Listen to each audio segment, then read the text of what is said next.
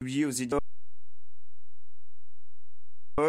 de l'exposition qui se tient à la Cité nationale de l'histoire de l'immigration et qui a pour nom Vie d'exil. C'est un catalogue, un ouvrage que vous avez co-dirigé avec Linda Amiri. Et puis on va citer également Voyage en post-colonie, Vietnam, Algérie, Maroc, ouvrage que vous venez de publier cette fois chez Stock. La propagande a eu son importance, une importance capitale, importante dans cette guerre d'Algérie. Évidemment, comme dans toute guerre, la propagande a un rôle majeur, et surtout pour la guerre, concernant la guerre d'Algérie, à travers la télévision naissante, la radio, puisqu'il y a aussi la naissance des grandes radios qu'on appellera les radios périphériques, et puis la grande presse. Paris Match, bien sûr, qui vendait énormément d'exemplaires, la grande presse hebdomadaire ou la grande presse quotidienne. Donc il y a à travers l'image et à travers l'écrit, bien sûr, une très grande importance donnée à la propagande pendant la guerre d'Algérie.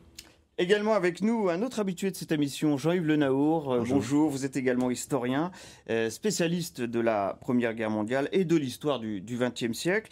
Mais vous êtes aussi et surtout aujourd'hui l'auteur du documentaire que nos téléspectateurs vont découvrir dans un instant. Qu'est-ce qui vous a poussé à faire ce film, Jean-Yves Le Naour? C'est vrai que je suis sorti un petit peu de la Première Guerre mondiale, mais Ouais. j'avais déjà travaillé sur des documentaires sur 14-18, Ouais. et je m'étais intéressé au statut des images, évidemment au thème de la propagande, et c'est à partir de là que j'ai été invité à travailler sur l'Indochine dans le même registre, et dans le prolongement sur l'Indochine, parce qu'il y a vraiment un lien. On va parler de la propagande.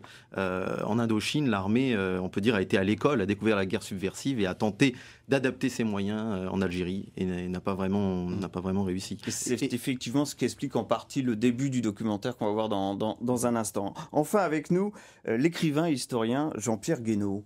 Bonjour, vous venez de publier chez Soleil Productions Paroles de la guerre d'Algérie, qui regroupe des lettres, des correspondances recueillies par vos soins et écrites par des témoins, des acteurs des deux camps durant cette guerre d'Algérie. Ça a été un long travail, difficile, c'est issu pas si difficile que cela. Oui, c'est si très difficile. J'aurais fait un appel comme je l'avais fait pour Paroles de Poilu il y a 14 ans, je n'aurais eu aucun résultat.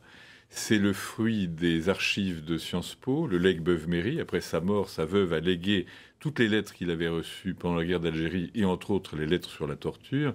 Et cet ouvrage est un ouvrage qui n'est ni contre la police française, ni contre les parachutistes, ni contre le FLN. C'est un ouvrage contre la torture qui a été tissé à partir de cette correspondance envoyés au monde, de tous les torturés, et puis bien sûr les victimes du FLN, car la folie de la torture soufflait dans les deux camps, elles n'écrivaient pas au monde, donc j'ai dû travailler pour compléter ce corpus qui vient d'être adapté en bande dessinée. Et on y parle aussi de la propagande dans ces correspondances, on y reviendra ensemble sans arrêt, puisque la torture est par excellence la chose que l'on cache en permanence. Tout de suite, notre documentaire filmé La guerre d'Algérie, un film de Cédric Condon. Vous en êtes donc l'auteur, Jean-Yves Le Naour. C'est la guerre d'Algérie, mais seulement comme l'armée voulait bien la montrer aux Français. Je vous laisse le découvrir et nous en parlons juste après avec nos trois invités sur ce plateau de Ou quand comment l'histoire. À tout à l'heure.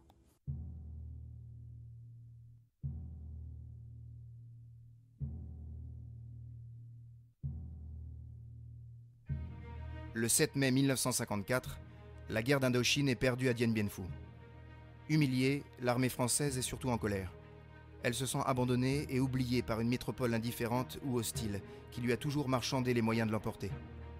C'est promis, elle n'en perdra plus d'autres. Plus jamais ça. Plus de milliers de morts pour rien. Plus d'improvisation stratégique ni d'hésitation gouvernementale. Mais Dien Bien Phu, c'est aussi un tremblement de terre. Le Valmy des peuples colonisés, selon le nationaliste algérien Ferhat Abbas. Un nom qui sonne comme un tocsin et qui sent l'incendie. La France, malgré sa force et sa puissance, a été tenue en échec. Aussi, le 1er novembre 1954, 6 mois seulement après Dien Bien Phu, quelques centaines d'indépendantistes algériens regroupés dans un front de libération nationale se lancent eux aussi dans la lutte armée. Ils sont une poignée. Ils ne sont pas soutenus par la population, mais la guerre d'Algérie vient de commencer.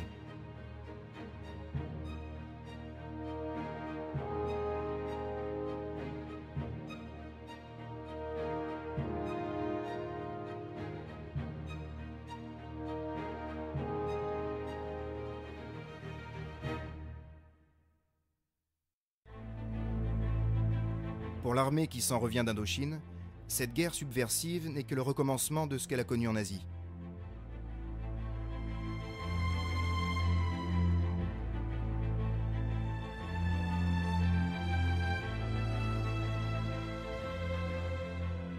Mais cette fois-ci, les conditions ne sont plus les mêmes. L'Algérie, ce n'est pas un territoire lointain dont l'opinion se moque éperdument. Non, l'Algérie, comme le répètent à satiété les politiques de tous bords, c'est la France. Une terre peuplée d'1 million de Français qui y sont nés. Ce sont 3 départements de cette France qui s'étendent de Dunkerque à Tamanrasset. Et puis ce sont des puits de pétrole et de gaz que l'on vient de découvrir en 1954 et qui donnent enfin au pays l'indépendance énergétique. Mais ce sont aussi 9 millions d'Algériens musulmans ne disposant ni des mêmes droits ni des mêmes richesses.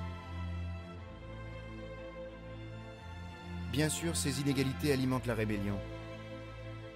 Mais la guérilla ne fait pas peur à l'armée qui a tiré les leçons de sa guerre perdue. À l'école du Viet Minh, elle y a découvert ce qu'était la guerre révolutionnaire et les méthodes d'action psychologique. Elle a compris qu'il n'était pas possible de vaincre sans convaincre, en Algérie comme en métropole, sans la conquête des esprits et des cœurs, autrement dit, sans une propagande efficace. En créant un bureau spécialisé, le 5e bureau, dès 1955, l'armée est donc décidée à livrer aussi bataille sur le terrain des mots et des images.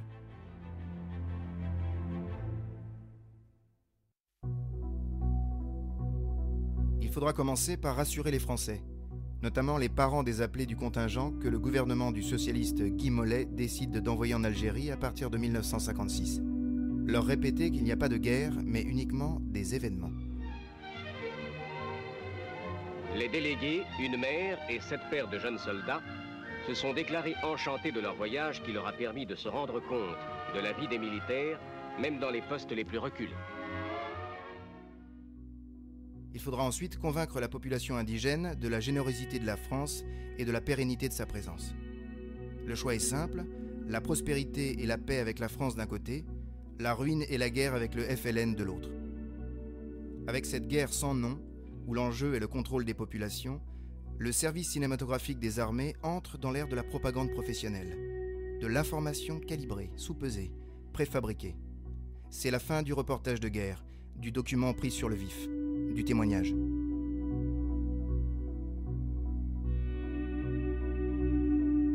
De reporters de guerre, les soldats de l'image redeviennent des opérateurs anonymes qui doivent répondre à des directives précises.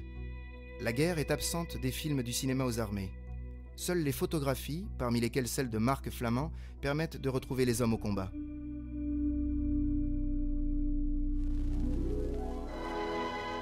Place à la fiction, à la mise en scène, au film scénarisé. Voici la guerre d'Algérie telle qu'elle a été présentée aux Français par le cinéma aux armées de 1954 à 1962.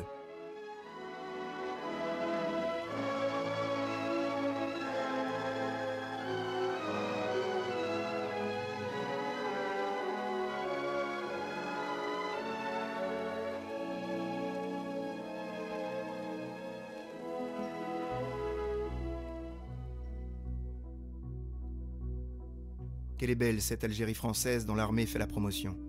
Des villes modernes, des grands ports, des palmeraies, des vignes à perte de vue, des routes asphaltées traversant le désert, des puits de pétrole en plein Sahara, un réseau ferroviaire.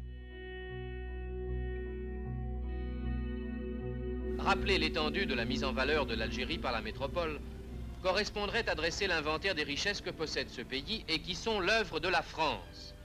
D'un pays mort ou en train de mourir, de villes inexistantes ou rudimentaires, les Français ont fait en 125 ans une magnifique province, dont les derniers événements risquent d'entraver le développement et l'expansion.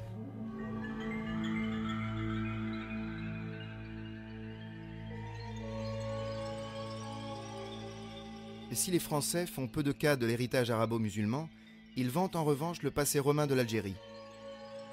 Philippe de Broca, qui profite de son service militaire pour faire ses premiers pas de réalisateur, filme par exemple les fabuleux vestiges de Timgad ou les ruines de Djemila dans la province de Constantine. Après avoir connu durant des siècles la domination romaine puis l'anarchie des grands féodaux d'Alger, d'Oran et de Constantine, ce pays totalement isolé se desséchait et l'arrivée des Français devait l'aider à triompher de ses faiblesses naturelles. Entre Rome et la France, il n'y a rien. juste la parenthèse ténébreuse de l'islamisation et de la conquête ottomane.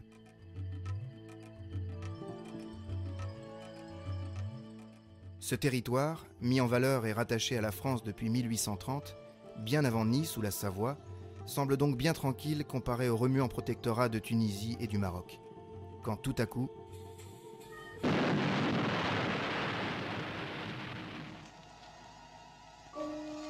Destruction, attentat. Les rebelles s'acharnaient comme s'ils voulaient effacer l'œuvre de la France en Algérie.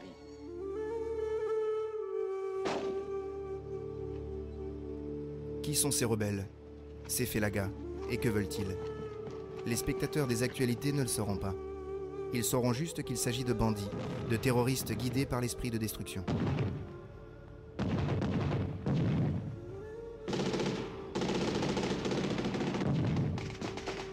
Soudain, répondant à un signal mystérieux, des fanatiques ambitieux pensent pouvoir détruire la civilisation occidentale, rien de moins, en incendiant des écoles, en brûlant des fermes, des autocars, en tuant. Le signal du soulèvement n'est toutefois pas si mystérieux pour les autorités militaires qui, traumatisées par l'Indochine, croient d'abord reconnaître la patte de l'ennemi communiste. Mais rapidement, on accuse aussi l'Égyptien Nasser, le leader du panarabisme, que l'on compare directement à Hitler. Ne vous y trompez pas, ce n'est pas une réincarnation, ce n'est qu'une mauvaise imitation.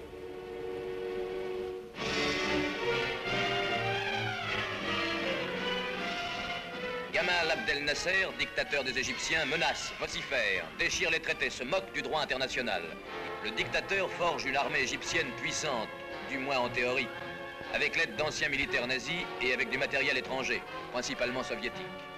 Fascisme et communisme se retrouvent encore, comme en 1939.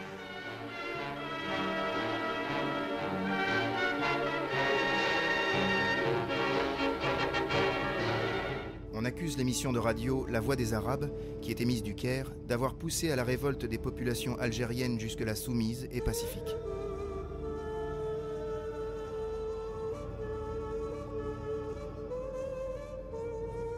Et soudain, en 1954 venant de l'étranger, voici que monte l'appel à la haine. Voici comment les Français conçoivent la rébellion. Sur le modèle Viet Minh, le service du cinéma aux armées présente, à travers une fiction tournée avec des acteurs de fortune recrutés dans le bled, un commissaire politique haranguant la foule et procédant à la mise en place d'une cellule terroriste dans le village. Les jeunes sont enrôlés de force et les pro-français assassinés. Le nationalisme n'existe donc pas. Mais ce qui est vrai, c'est que le FLN terrorise les hésitants et les récalcitrants. Comme à Melouza, où 300 villageois sont égorgés le 28 mai 1957.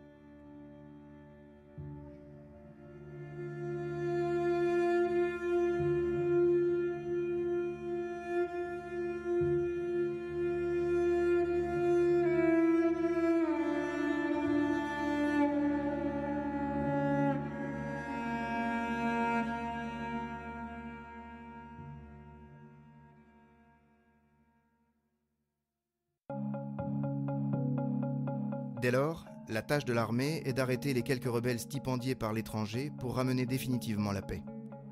Il n'y a pas de guerre proprement dite, mais une pacification.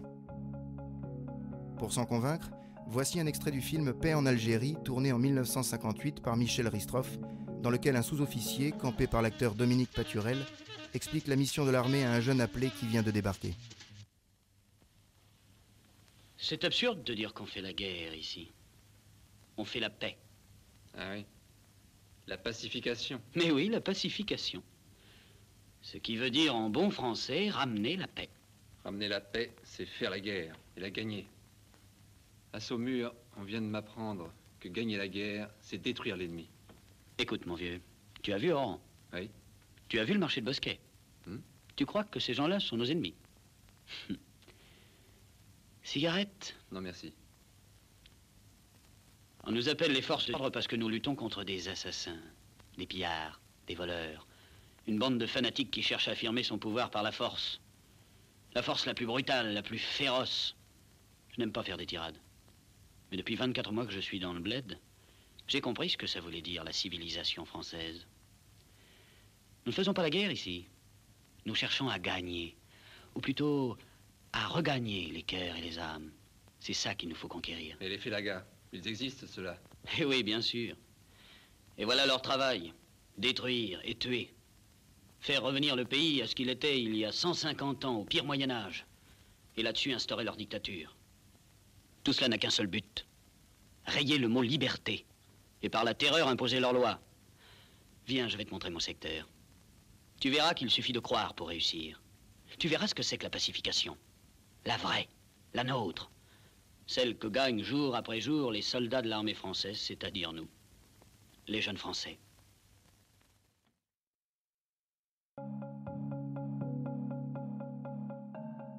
Pour mener à bien cette pacification, les Français comptent sur la guerre psychologique. Ils l'ont découverte en Indochine.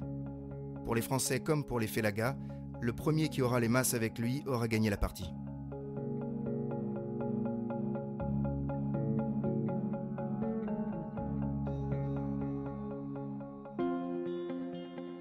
Pour cette mission, au moins aussi importante que l'action militaire classique, l'armée crée en 1955 les SAS, les sections administratives spécialisées, avec l'idée de prendre de vitesse le FLN en gagnant le cœur des musulmans.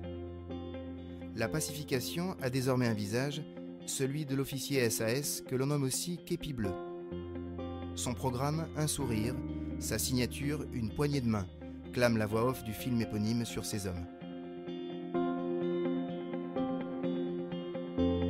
Cette fiction a été voulue en haut lieu afin de promouvoir l'action de la France en Algérie auprès de la métropole, mais aussi de l'étranger. C'est dire toute l'importance de la mission assignée à cet officier d'un nouveau genre. Au service des populations musulmanes, il cherche à développer des relations de confiance et à répondre aux besoins de ses administrés, en délivrant des papiers d'identité, réglant un différend entre voisins ou partageant le thé avec les notables.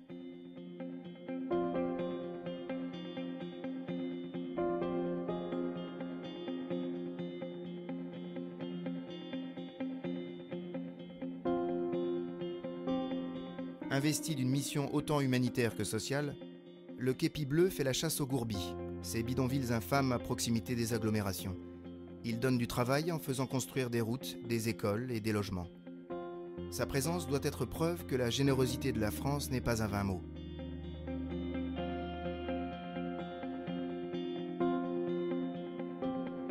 Mais c'est surtout vers l'école et la santé que se concentrent les efforts de ces soldats. Il faut dire qu'il y a fort à faire. Seuls 10% des enfants musulmans sont scolarisés en 1954.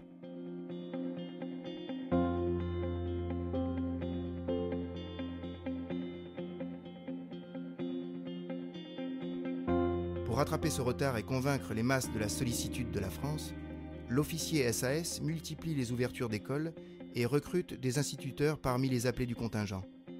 Les images de ces nouveaux hussards de la République, complaisamment filmées par les opérateurs de l'armée, illustre parfaitement la stratégie de pacification.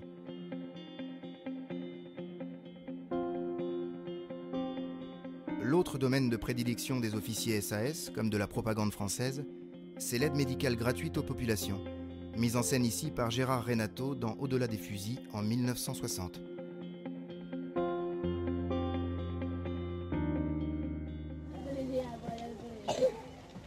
Alors, la couleur locale, ça. Alors maintenant, nous allons à l'AMG. L'AMG, qu'est-ce que c'est? L'AMG, c'est l'assistance médicale gratuite. Toute la population de Ouled El Alem y vient 2 fois par semaine. Aujourd'hui, c'est le jour de visite et je vais vous faire connaître 2 filles formidables.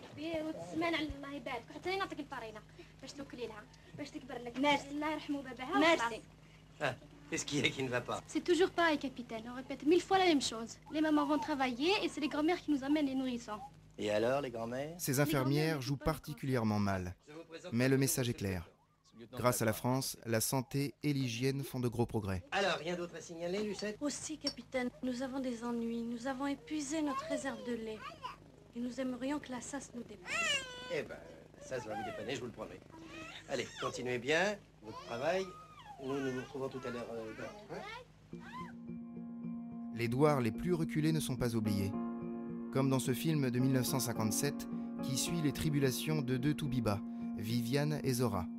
Elles organisent la consultation médicale en plein air, distribuent du lait en poudre, des vêtements et des conseils d'hygiène.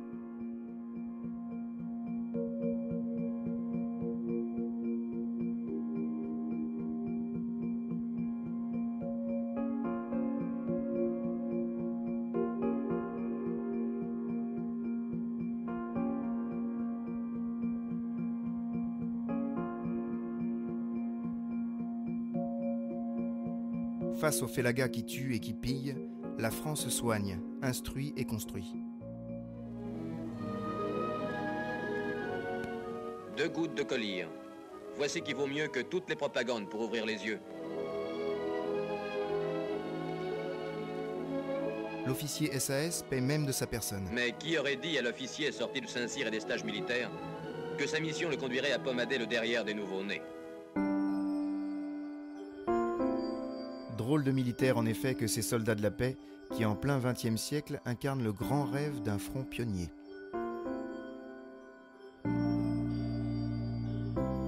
Au-delà de la propagande, les képis bleus sont réellement populaires et appréciés des masses musulmanes. Et c'est pourquoi ils sont aussi la cible des félagas, qui redoutent le succès de cette opération séduction. Une centaine d'officiers SAS paieront de leur vie leur engagement social aux côtés des Algériens.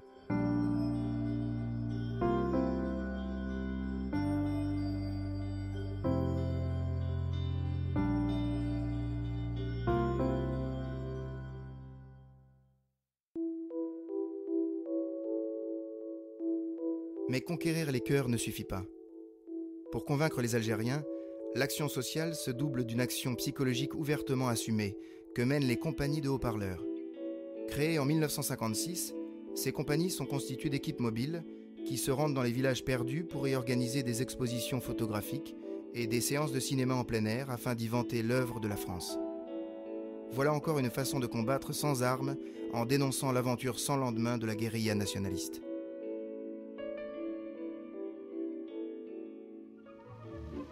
Et voici nos canons, nos mitrailleuses, les armes de la répression. Ceci est une compagnie de haut-parleurs en action.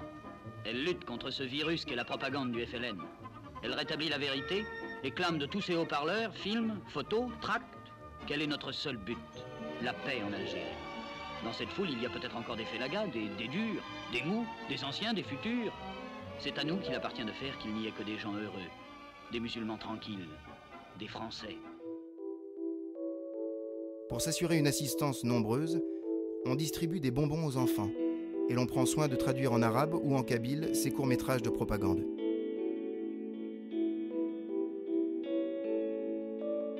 Pour des populations qui ne connaissent pas le cinéma, l'impact de cette propagande a l'effet d'une hypnose.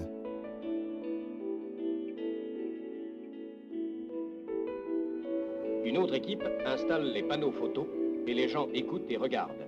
Images et sons, au service d'idées simples et nettes, pénètrent lentement leur esprit.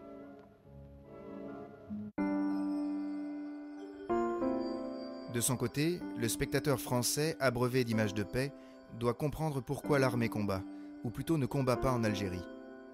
Elle ne lutte pas au nom du colonialisme, mais pour le bien-être des musulmans, pour leur émancipation sociale, pour leur liberté.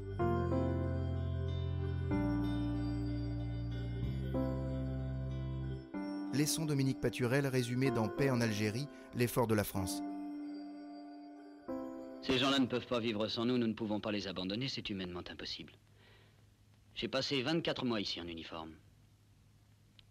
C'est une chance magnifique que j'ai eue. La chance d'avoir pu apprendre à croire à quelque chose de grand. J'ai fait un peu de ce pays. Je l'aime comme si c'était mon pays natal. Maintenant, je vais revenir ici comme civil. Ces gens sont bons. Cette terre est bonne, riche de promesses et d'avenir. Cette Algérie nouvelle, c'est le destin de la France. C'est le destin des jeunes Français qui vivent des deux côtés de la Méditerranée. C'est le destin de mon pays, et j'y crois de toutes mes forces.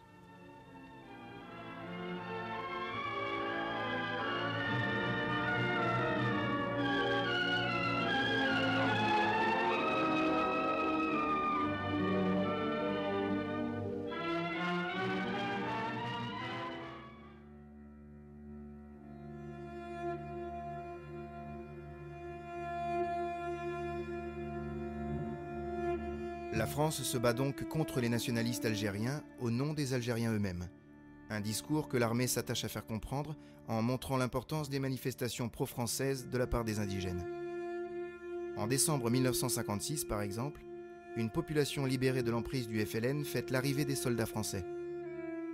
Même manifestation de loyalisme, filmée par Philippe de Broca dans la région de Palestro. Le général Ollier passe les habitants en revue et procède au lever des couleurs, tandis que les enfants agitent leur petit drapeau tricolore. C'est pourtant dans cette région, quelques mois auparavant, le 18 mai 1956, que 19 soldats sont tombés dans une embuscade. Ils ont été retrouvés égorgés, les testicules dans la bouche, et atrocement mutilés par la population des douars environnants. Les yeux crevés, les ventres éviscérés et remplis de pierres. Parmi les hommes qui saluent le drapeau et que l'armée a prié de participer à la cérémonie, il s'en trouve peut-être qui ont assisté au massacre de Palestro.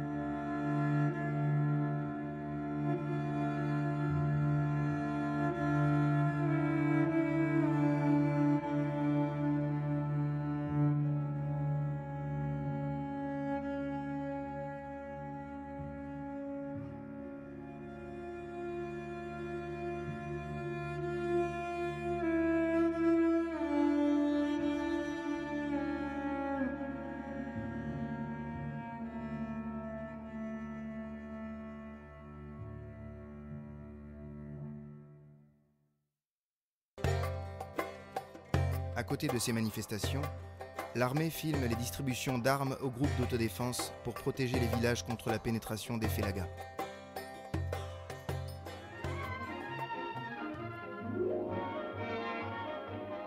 Tazrout a repris confiance et spontanément ses habitants ont constitué un groupe d'autodéfense avec les armes qu'a données l'armée. Ces villageois réclament des armes aux Français pour défendre leurs douars terrorisés par les félagas qui, au cours d'une opération nocturne, ont tué la seule vache du village. C'était la seule du village. Viendra le temps où les hommes, les femmes, les enfants seront à leur tour égorgés. L'armée leur distribue donc quelques vieilles pétoires dans une cérémonie à mi-chemin entre le rite d'initiation et l'hommage médiéval, tel le seigneur à son vassal.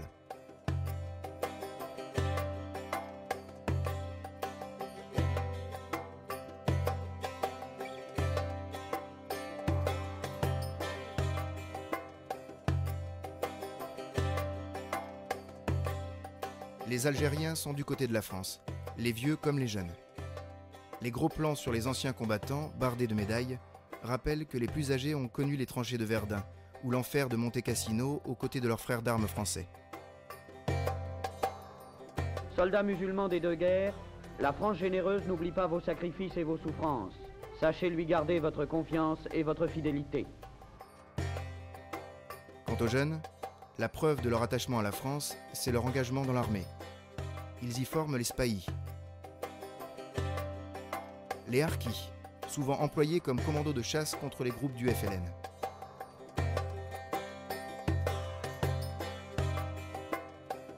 Ou encore les moghaznis, sorte de gendarmes ruraux qui assurent notamment la protection des douars pacifiés et des officiers SAS.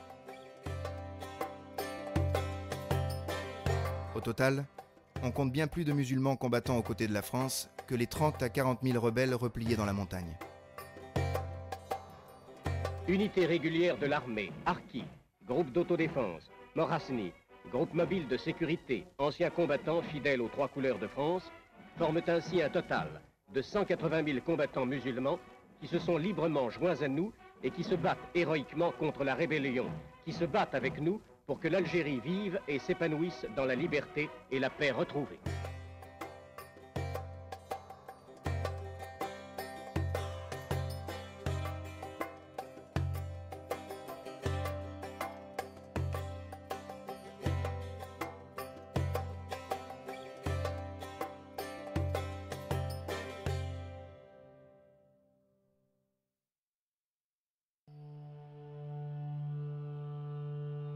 On ne dira pas que ces hommes ne sont pas toujours très fiables, que 10 à 15 000 d'entre eux ont déserté avec armes et bagages pour rejoindre la guérilla.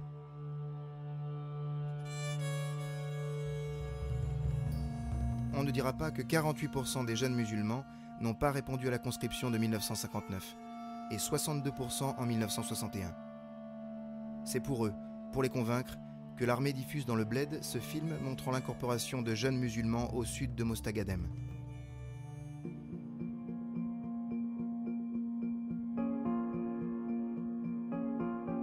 dans des douches.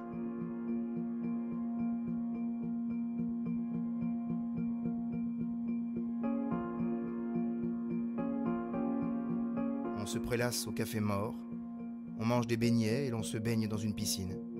Mais ce plaidoyer pour l'engagement est-il efficace ?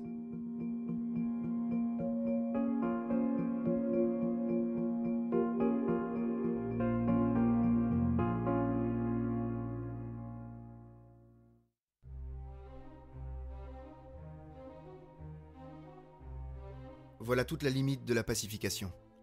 Les faits contredisent souvent les mots et les images de la propagande. Il n'y a pas de guerre, les familles françaises peuvent dormir tranquilles, mais 30 000 soldats perdront la vie de 1954 à 1962. Il n'y a pas de guerre, mais les lettres des appelés et le récit des permissionnaires contredisent les bonnes nouvelles des actualités. Il n'y a pas de guerre, l'armée construit, instruit et soigne, mais dans Paris Match, les photos d'attentats, d'embuscades montrent le contraire. Comment dès lors croire à la pacification ? L'armée française a-t-elle au moins réussi à convaincre les métropolitains qu'elle combattait pour une cause juste ? On peut en douter.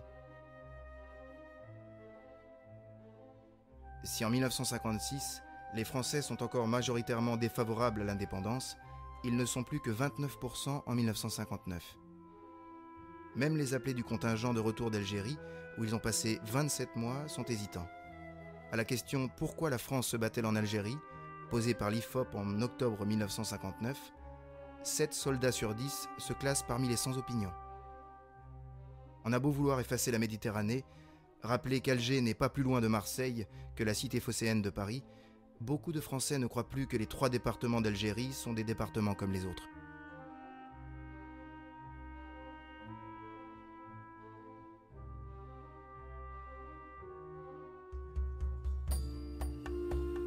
Et pourtant, que d'efforts de la part du cinéma aux armées. Voici des mineurs sahariens. Des cités ouvrières ont été édifiées, soit près de 2000 logements, et les mineurs de Kenadza, à la fin d'une journée de travail, regagnent leur maison et mènent une vie identique à celle de leurs camarades du Nord ou du Pas-de-Calais.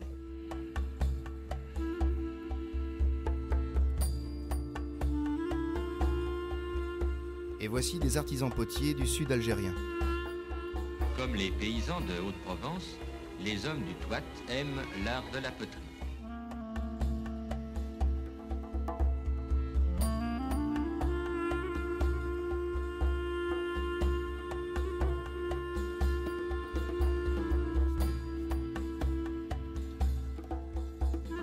Mais les spectateurs se rendent bien compte qu'il y a un décalage entre l'image et le texte. Que si les Français sont ici, ce n'est pas tout à fait la France. Ce discours est aussi difficile à soutenir que celui de la pacification. Pourtant, il existe bien une guerre en Algérie, même si on ne la voit pas.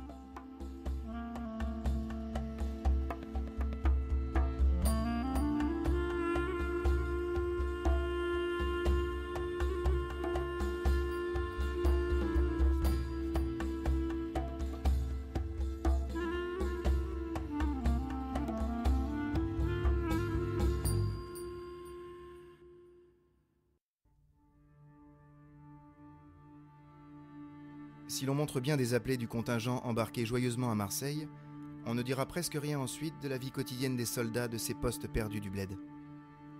Ce sont les films amateurs en Super 8 qui nous permettent de retrouver les moments de détente, les parties de volley, de foot et de pétanque où l'on s'amuse entre copains.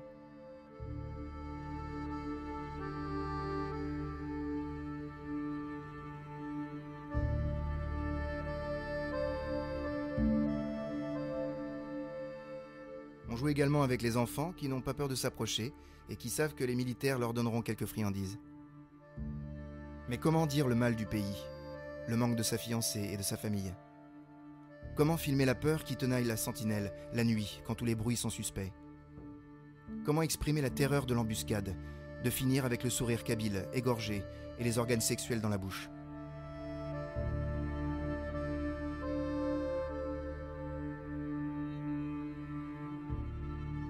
Comment parler de cette promiscuité étouffante et de l'absence déprimante de femmes en dehors des photos de starlettes accrochées au mur ? Juste une fascination du cinéaste amateur pour des jeunes filles qui osent soutenir le regard du soldat. En Algérie, la chair est triste. Parfois, une bonne surprise.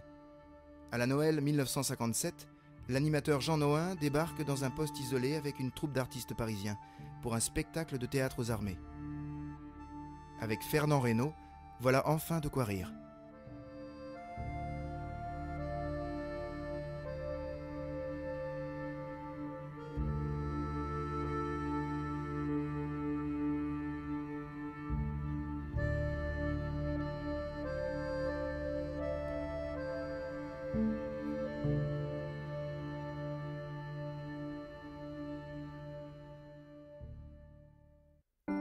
Pour soutenir le moral des conscrits, dont le mot d'ordre est la quille bordel, l'armée édite un journal depuis décembre 1955, Le Bled. Car l'action psychologique se décline aussi en direction du contingent. Informations, nouvelles policières, jeux, portraits de starlettes qui seront généralement découpés et collés au mur des chambrées, et d'abondantes photographies où les appelés tiennent la vedette. Parmi les photographes de Bled, eux-mêmes appelés du contingent, on compte Raymond Depardon qui commence alors sa carrière. En tout cas, voilà une littérature saine que l'on oppose aux journaux hostiles à la guerre ou réputés acquis à la cause du FLN qui font l'objet d'une vigilante censure.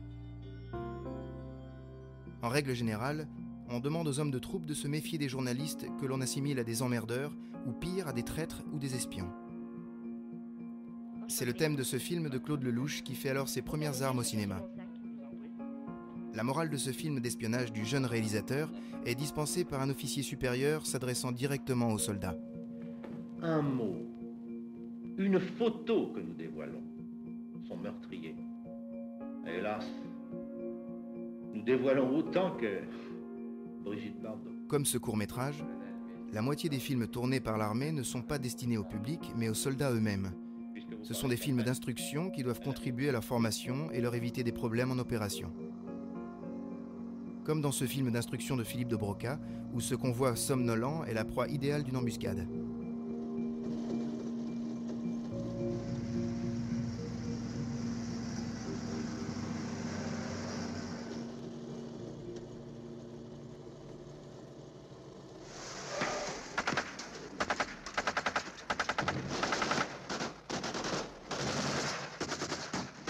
Dans ces courts-métrages à destination de la troupe, on ne craint pas de montrer des blessés et des morts, mais ce sont des acteurs.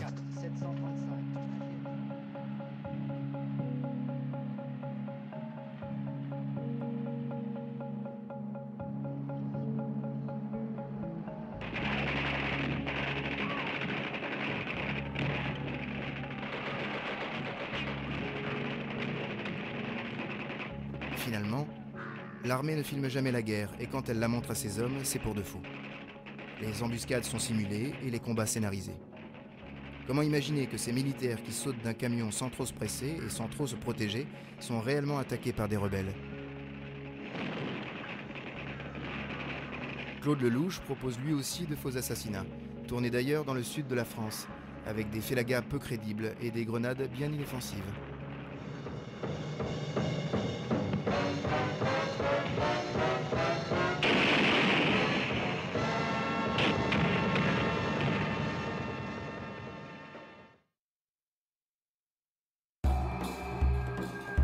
Les vraies images de la guerre sont rares. Elles sont l'œuvre des photographes qui partent en opération avec les commandos de chasse. Pas des cinéastes qui, avec leur matériel de 30 kg sur le dos, ne font que ralentir la marche de la troupe. Parmi cette poignée de témoins, René Baille, Marc Garanger et surtout Marc Flamand, photographe attitré du colonel Bijard. Avec Flamand et ses 30 000 clichés, nous voilà projetés au cœur de la geste militaire, de l'effort et de la sueur, dans des plans serrés et cadrés où la guerre n'est pas niée. Et pourtant, Marc Flamand n'est pas un professionnel. Les plus belles images de la guerre d'Algérie, les plus vraies aussi, sont prises par un autodidacte qui n'a jamais touché un appareil photo avant 1956. Étudiant aux Beaux-Arts engagé à 19 ans dans les parachutistes en Indochine, Flamand est blessé et réaffecté comme dessinateur au journal de l'armée française, Caravelle. Quand il arrive en Algérie, ce dessinateur qui a le statut de reporter est pris pour un photographe par le général Massu qui lui confie un appareil. C'est ce malentendu qui a fait de Flamand le plus grand photographe de la guerre d'Algérie. Mais il est bien plus qu'un photographe.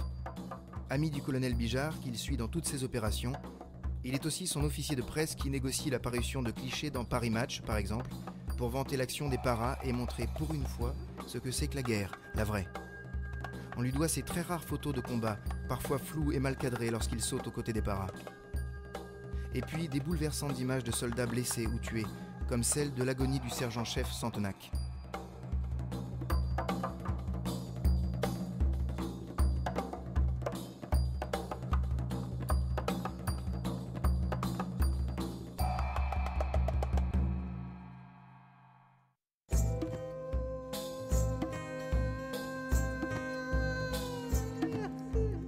Le combat étant souvent invisible aux Français, ils ne verront que la traque des rebelles. Cette traque repose sur la mobilité, d'où l'utilisation fréquente des hélicoptères, surtout le H-21, que les hommes appellent la banane. Des parachutages ont encore lieu, mais ils sont exceptionnels. Ce sont les opérations héliportées qui sont les plus nombreuses, pour accéder directement au sommet des montagnes escarpées, refuge des Félagas.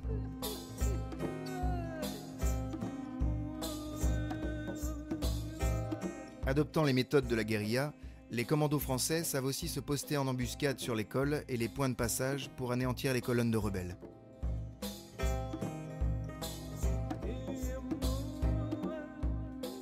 Le succès de ces opérations va croissant depuis 1958 et l'édification de la ligne Maurice. Barrière électrifiée que les soldats appellent Monsieur 5000 volts, elle isole le FLN de ses bases arrières de Tunisie.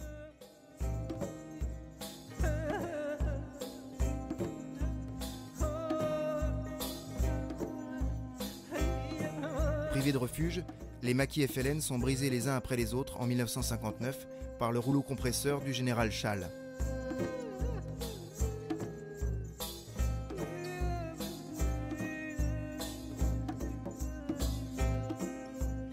Mais pour le cinéma aux armées, les vrais héros de cette guerre invisible contre un ennemi qui ne l'est pas moins, ce sont les paras. Qui sont ces hommes? Ils portent le béret rouge et la tenue couleur de jungle. Souples, silencieux, forts, le regard fier.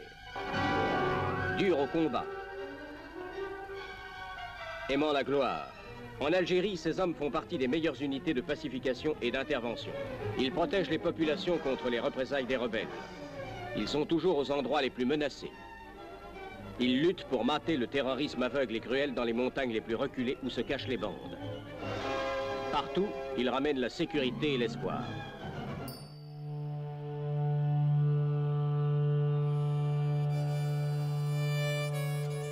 Mais la guerre, ce n'est pas que le sourire de la pacification et la sueur des expéditions en montagne.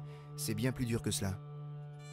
Dans cette guerre subversive, tout le monde est suspect, y compris les enfants qui peuvent informer les rebelles, y compris les femmes qui peuvent les ravitailler. Dans ces rushs, la violence transpire.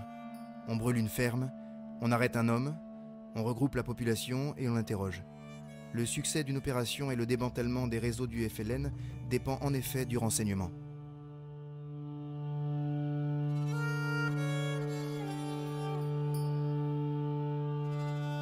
C'est pourquoi, dans leur lutte contre le FLN qui multiplie les attentats, les militaires ont parfois recours à la torture pour faire parler les prisonniers.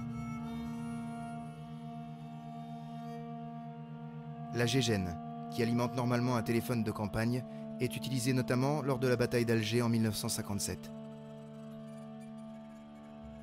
C'est qu'il s'agit de briser le commandement local du FLN et ses poseurs de bombes qui sèment la terreur.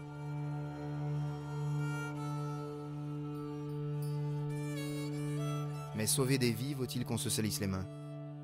Le pouvoir politique qui exige des résultats abandonne le sale boulot à l'armée. Après le sang, la merde, peste Bijard.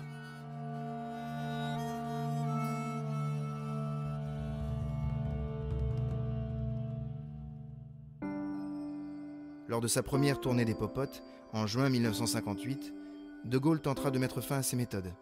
Le téléphone, ça sert à parler, et non à faire parler. Mais si dans la presse métropolitaine la question fait débat, les films militaires offrent une image beaucoup plus polissée du renseignement. Cette histoire est véridique. 3 jeunes soldats français sachant parler arabe se sont fait passer pour des agents de liaison Fellaga. S'étant présentés à un musulman suspect, ils ont pu obtenir quelques noms de terroristes.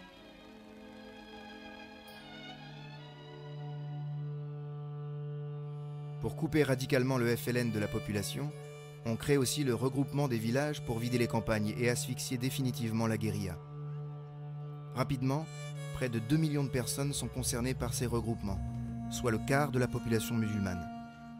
Ce qui ne va pas sans poser de nouveaux problèmes à l'armée, comme le laisse entendre cet extrait du film Au-delà des fusils.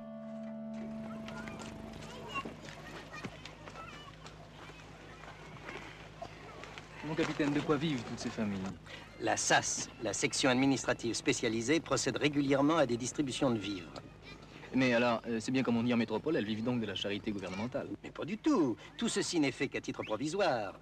En même temps, nous leur distribuons des terres. Ah oui, ce qui fait que dans l'avenir, ces populations se nourriront par elles-mêmes. Exactement. 250 000 hectares pour 5 millions d'habitants. Sans doute ces méthodes sont-elles efficaces pour étouffer la guérilla. Les maquis sont éreintés et la guerre gagnée sur le plan militaire. Mais la population est lasse des ratissages, des contrôles d'identité.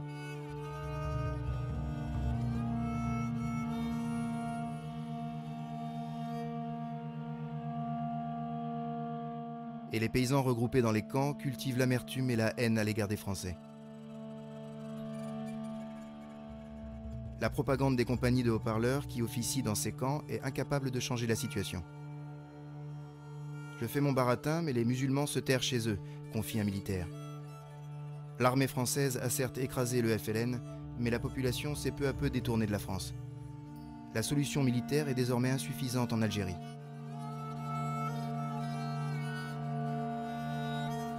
La solution ne peut être que politique. C'est ce qui commence à se dire à Paris.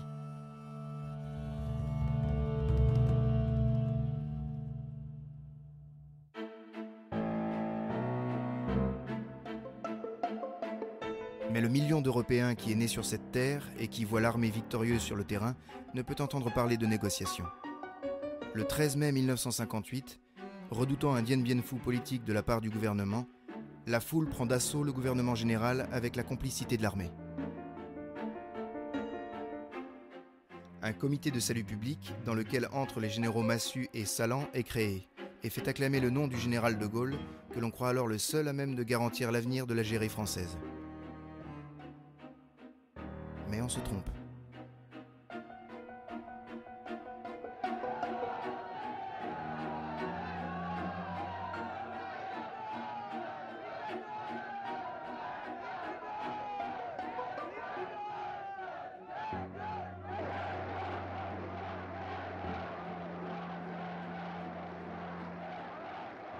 Le 4 juin 1958, le général ramené au pouvoir se veut rassurant pour les partisans de l'Algérie française. Je vous ai compris.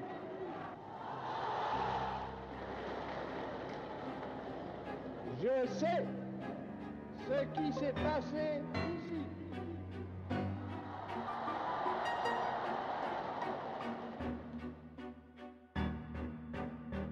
Tous les éléments du drame sont désormais en place. En moins de 18 mois, tout change dans la propagande française. Parce que les militaires se préoccupent trop de politique à son goût, le général renvoie l'armée à ses casernes. Il fait remplacer le rédacteur en chef de la revue Bled, dissout le 5e bureau spécialisé dans la guerre révolutionnaire. Enfin, il supprime l'établissement cinématographique de l'armée d'Alger, trop indépendant à son goût. Désormais, tous les films seront conçus au fort d'Ivry-sur-Seine, au service de la propagande gouvernementale et non plus au service de l'armée en tant que telle.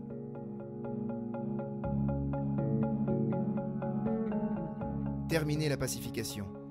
Fini les opérations militaires. L'officier SAS et le para en tenue léopard, les deux héros d'une armée tout à la fois en guerre et en paix, s'effacent définitivement devant le seul héros qui vaille, et que les réalisateurs de l'armée suivent pas à pas, De Gaulle lui-même. Chacune de ses tournées en Algérie est l'objet d'un film louangeur.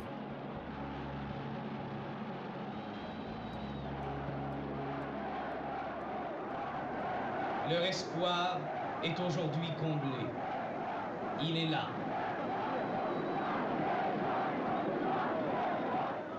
Il apporte avec lui cet immense réconfort, cet immense programme. Cela veut dire qu'il faut assurer une patrie à ceux qui pouvaient douter d'en avoir une.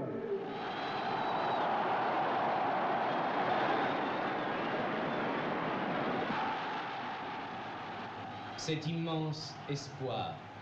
Jamais, plus qu'ici et plus que ce soir, je n'ai senti combien c'est beau, combien c'est grand, combien c'est généreux, la France!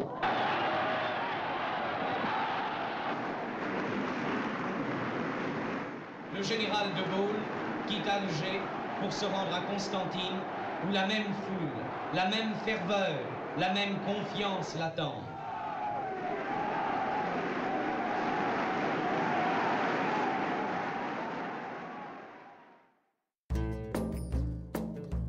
Mais De Gaulle sait bien que le FLN dispose d'un début de reconnaissance internationale. L'Algérie est pour lui un boulet qui l'empêche de déployer une grande politique. Avant les autres, il comprend que malgré la victoire militaire, l'opinion métropolitaine ne veut plus consentir le moindre sacrifice pour l'Algérie, ni en hommes, ni en argent. Le soir du 16 septembre 1959, De Gaulle apparaît sur les écrans de télévision. Il lâche le mot « autodétermination », c'est-à-dire le gouvernement des Algériens par les Algériens, appuyé sur l'aide de la France et en union étroite avec elle. Pour ceux qui croyaient encore en l'avenir de l'Algérie française, c'est un choc. Du même coup, cette Algérie française disparaît aussi des films de l'armée. Plus de militaires à l'écran, plus de pieds noirs non plus. Voici venu le temps de l'Algérie algérienne, traditionnelle ou moderne, et de la dépolitisation des sujets. Cette vieille femme porte sur son visage les signes de sa tribu. Le village groupe en effet des gens d'une même famille, tous fils de l'ancêtre éponyme du clan.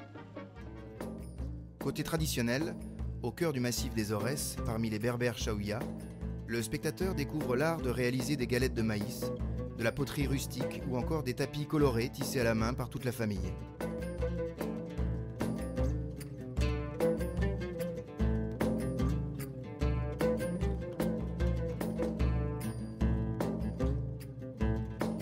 Côté moderne, il entre dans l'usine Nicotal qui produit des chemises à l'échelle industrielle et apprend tout sur l'art et la manière de fabriquer du couscous dans une grande entreprise mécanisée.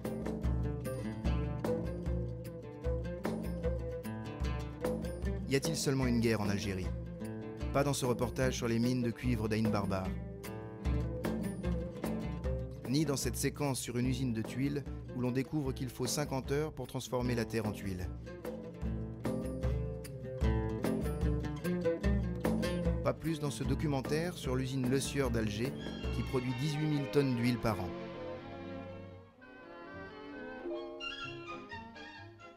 L'huile brute est ensuite passée à la centrifugeuse où elle est épurée avant d'être livrée à la consommation. Dès 1961, il semble donc que l'indépendance soit déjà acquise dans les films du SCA qui a renoncé à parler de la guerre. L'armée, d'ailleurs, n'est plus montrée en opération, ni en pacification. Elle est montrée pour elle-même, pour sa modernité, débarrassée de la question algérienne. Avions à réaction, missiles, blindés, voilà les sujets tournés par le service cinématographique. Sans oublier la toute-puissante arme atomique. 4, 3, 2, 1, feu!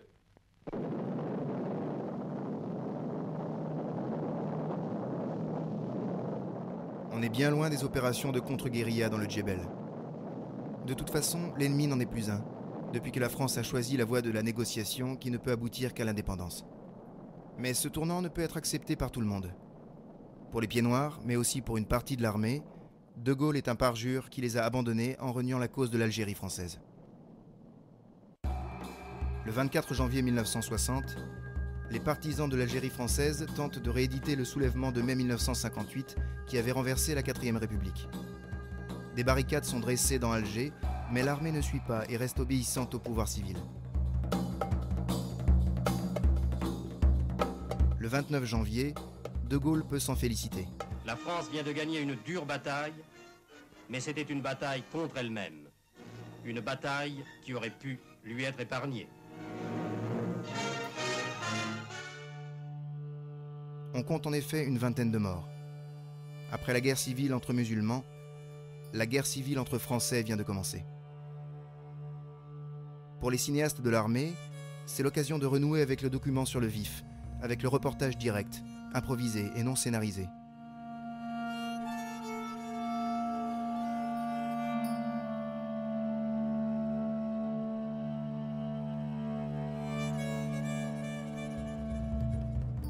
C'est aussi le début d'une nouvelle schizophrénie entre des films d'actualité qui témoignent et des films de propagande qui exaltent la paix entre les deux communautés et la douceur de la vie quotidienne à Alger.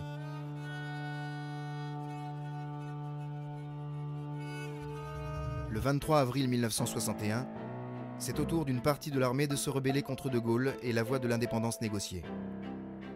Mais les appelés du contingent ne bougent pas et soutiennent Charles Olaquille. Le putsch tourne au fiasco et le président peut imposer ses vues en arrêtant les séditieux. Le dernier rempart de l'Algérie française a cédé et les courts-métrages le montrent bien. C'est en fait l'association que propose le général de Gaulle dans la paix et la liberté de tous, où chacun aura sa place et dont l'Algérie indépendante tirera bonheur et prospérité.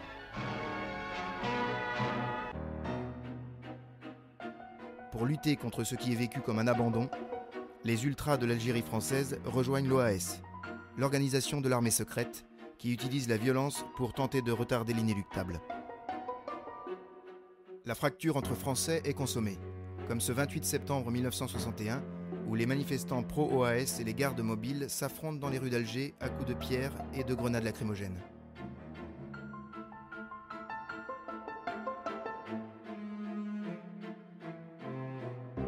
Dans la nuit du 5 mars 1962, alors que les négociations sur l'indépendance ont lieu à Évian, l'OAS multiplie les plastiquages des boutiques d'Alger, de Bab el-Oued, de la Casbah et de Bellecour. Dans la rue Messonnier, plusieurs commerces sont complètement dévastés, tandis que les murs sont couverts de graffitis. Le 19 mars 1962, jour du cessez-le-feu et de l'entrée en vigueur des accords d'Évian, Alger est quadrillé par l'armée pour éviter les troubles. Les blindés se posent au carrefour et les rares Français qui se déplacent dans les rues désertes d'une ville où l'OAS a décrété la grève générale sont arrêtés et fouillés par les militaires. L'ennemi a complètement changé de visage. Au moment où les félagas ne sont plus désignés comme des hors-la-loi, le pouvoir se trouve de nouveaux bandits, de nouveaux rebelles, qui empêchent la paix en Algérie.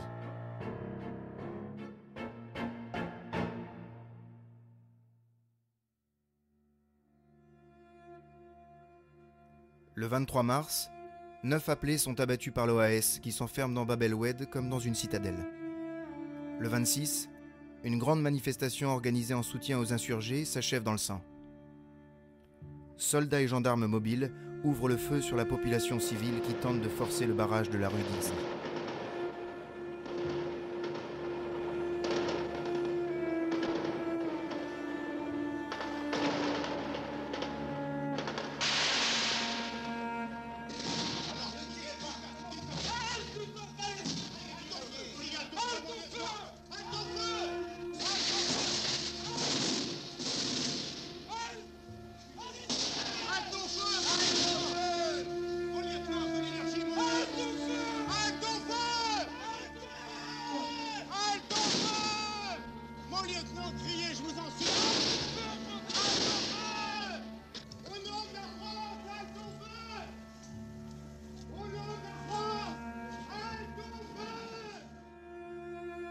Bilan officiel, 46 morts et 150 blessés dont beaucoup décéderont à l'hôpital. La guerre d'Algérie s'achève avec la plus grande tuerie de civils que la France a connue depuis 1944. Mais ce ne sont pas des choses que l'on montre dans les films du cinéma aux armées.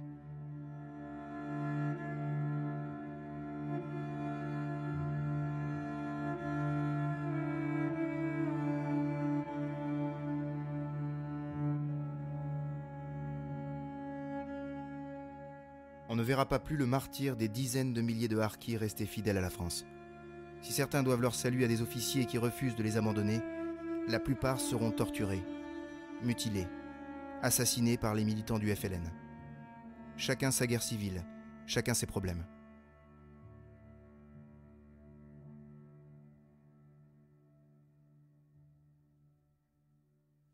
Le sort des Algériens appartient aux Algériens, non pas comme le leur imposeraient les couteaux et les mitraillettes, Mais, comme ils le diront eux-mêmes, légitimement, par le suffrage universel, avec eux et pour eux, la France garantira la liberté de leur choix. Le 3 juillet 1962, dans une Algérie où les pieds noirs ont massivement fait le choix de la valise plutôt que du cercueil, a lieu le référendum sur l'indépendance prévu par les accords d'Évian.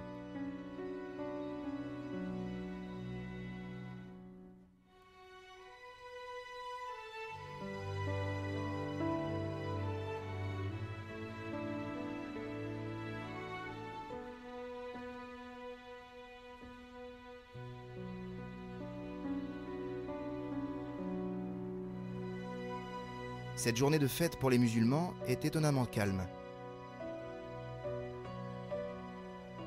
Drapeaux aux fenêtres, foule dans la rue et files interminables devant les bureaux de vote.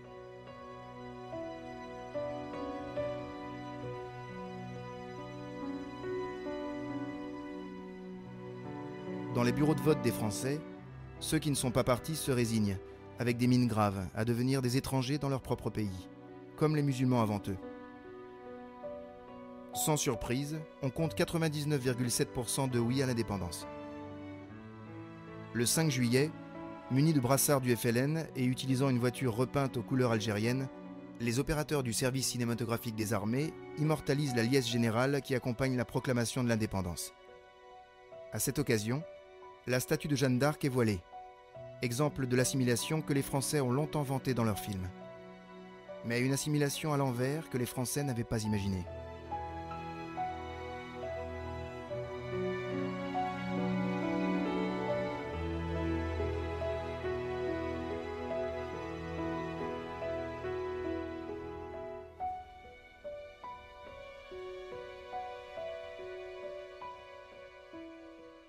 Finalement, les Français n'ont jamais rien vu de la guerre d'Algérie. Ils ont vu des jeeps rouler dans le désert du Sahara, des commandos crapahutés dans le Djebel, des populations heureuses d'agiter un drapeau tricolore, des militaires à dos de chameau, des marchés débordant de fruits et de légumes, des paysages à la beauté âpre.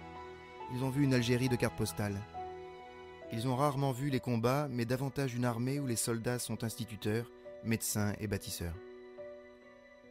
Parce qu'elle a vendu la paix tout en faisant la guerre, la propagande française ne pouvait qu'être rattrapée par la réalité algérienne.